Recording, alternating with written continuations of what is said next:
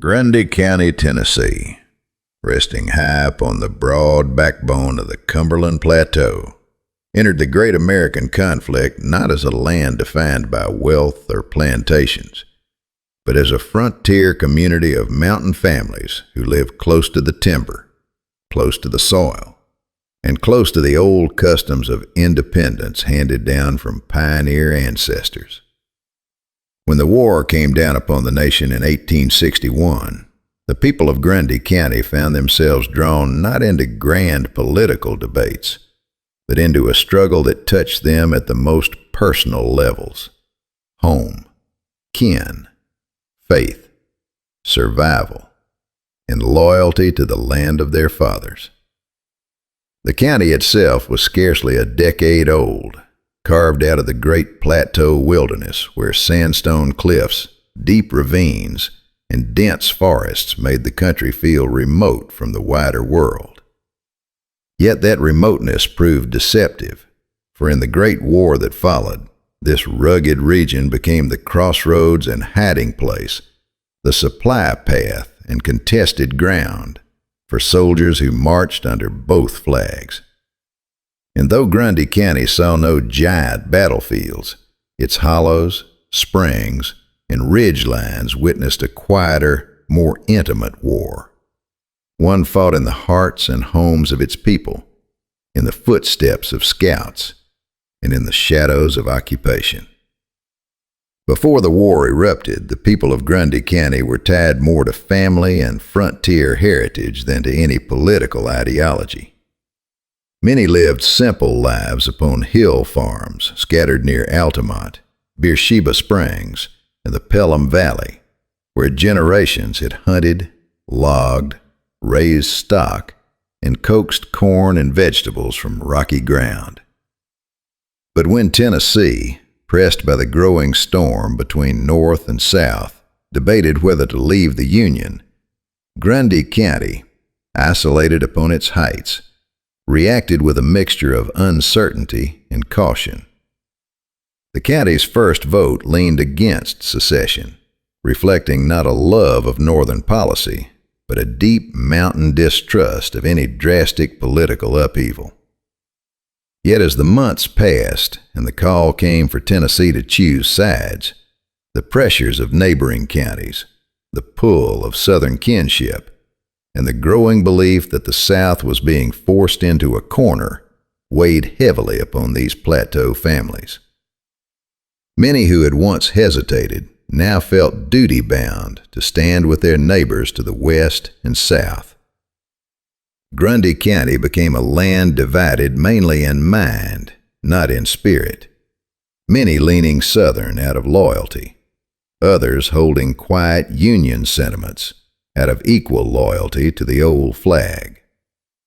But the Confederacy's call echoed louder among the valleys, and as the war deepened, young men from Grundy County stepped forward to defend Tennessee as they understood it, their home, their people, and their way of life. It was not long before Confederate officers recognized the importance of the Cumberland Plateau as a natural fortress between Middle Tennessee and the vital rail lines leading toward Chattanooga. General Felix Zollicoffer and others sent recruiters and cavalry detachments across the highlands, seeking to organize local companies. Although Grundy County's population was small, the region contributed a steady stream of volunteers to nearby Confederate regiments, including the 16th Tennessee Infantry and various cavalry outfits formed in Franklin, Warren, and Coffee counties. These mountain boys were known for their grit, their marksmanship, and their ability to move through rough country like shadows. Many had hunted the very ridges and hollows that later became patrol routes or hiding places.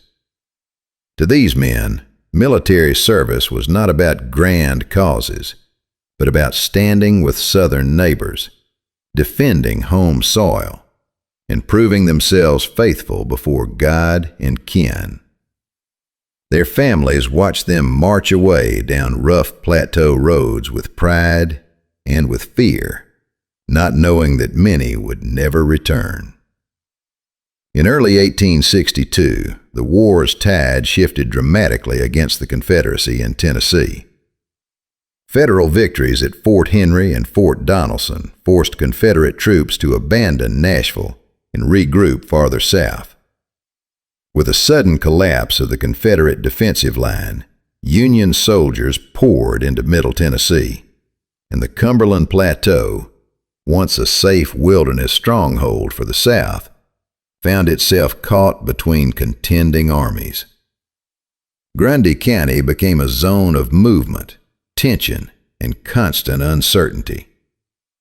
Union forces under Generals Don Carlos Buell and Ormsby Mitchell swept across the region, securing the high passes and scouting the remote mountain roads that wound through Grundy County toward northern Alabama.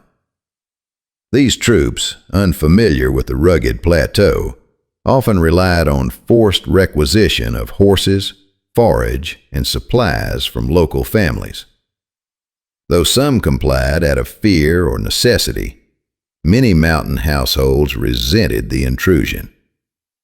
They had little enough for themselves, and to surrender it to occupying soldiers, especially soldiers of the opposing side, felt like a deep offense. The quiet resentment that settled across Grundy County during this period would persist long after the war ended. Beersheba Springs, once a jewel of Southern hospitality, became one of the most striking symbols of how war reshapes a land. Before the conflict, wealthy families from Tennessee, Georgia, and Alabama had built cottages on the mountaintop and treated the resort's mineral springs as a place of rest and escape from the summer heat. But once Confederate forces withdrew and Union troops advanced across the plateau, the once elegant retreat fell under Federal control. Northern officers occupied the hotel buildings, soldiers drilled where families had once strolled, and the laughter that had filled the summer air was replaced with the clatter of rifles and the tramp of boots. Many local residents, loyal to the Southern cause, viewed the occupation of Beersheba Springs as a painful reminder that the war had reached even the most peaceful corners of their world.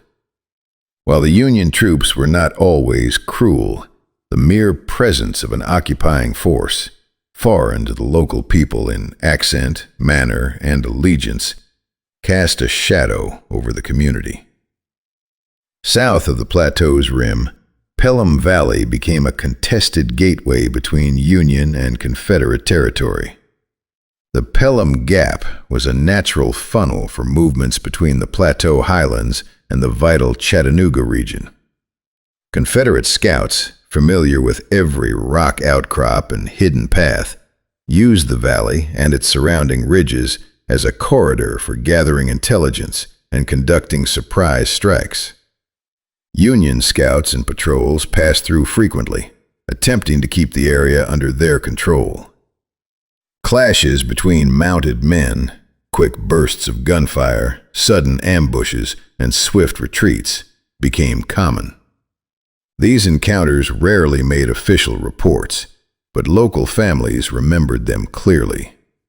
They told stories of Confederate riders slipping silently through the woods by moonlight, of Union pickets lying in wait at narrow bends in the road, and of sudden violence erupting between two small groups of mountain men who often knew each other by name, yet found themselves wearing different colors in the conflict.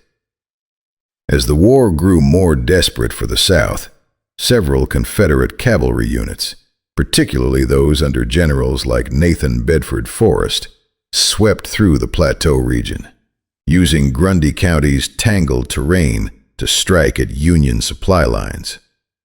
These men were admired by many local families, who saw in them the embodiment of Southern valor, riders who risked everything to defend their homeland against a larger and better equipped enemy. Union reports from 1863 and 1864 frequently mention Confederate scouting parties in or near Grundy County, slipping between picket lines seizing horses, and gathering information about federal troop movements. These small-scale encounters fed the county's sense of identity as a southern-leaning community resisting a powerful occupying force. In the summer of 1863, the Union's Tullahoma campaign swept across Middle Tennessee with surprising speed. Though most of the fighting occurred west of Grundy County, the effects rippled across the Plateau.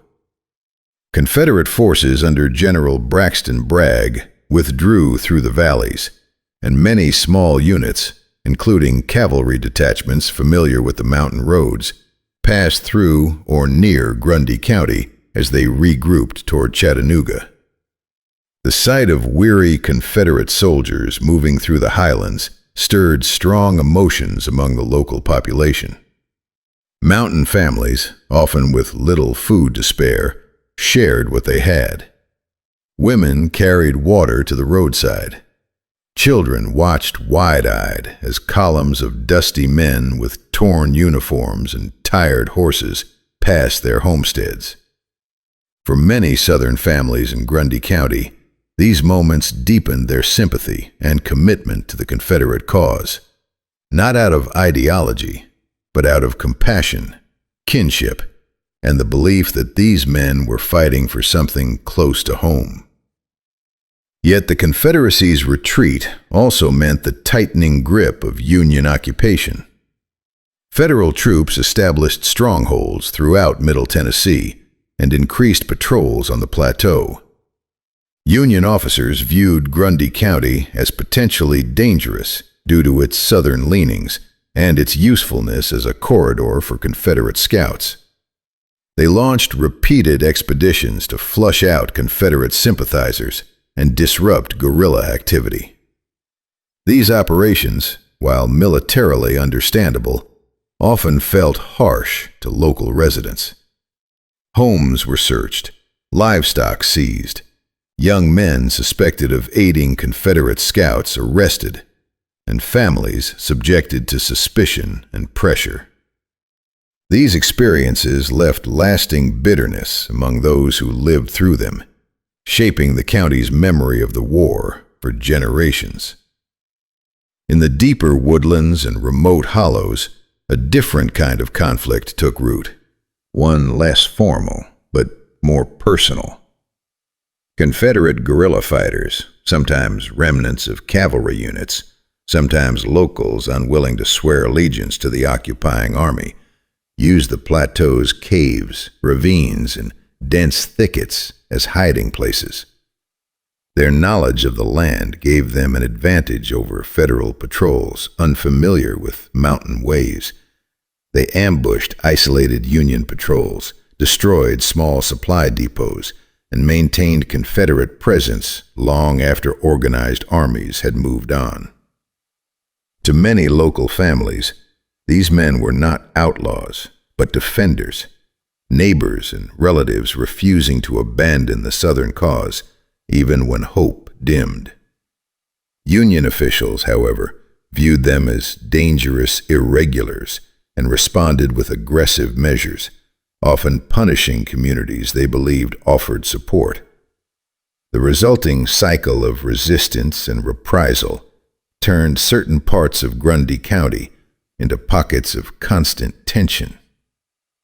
Meanwhile, the small coal operations already present in areas that would later become Tracy City added another layer to the region's strategic importance.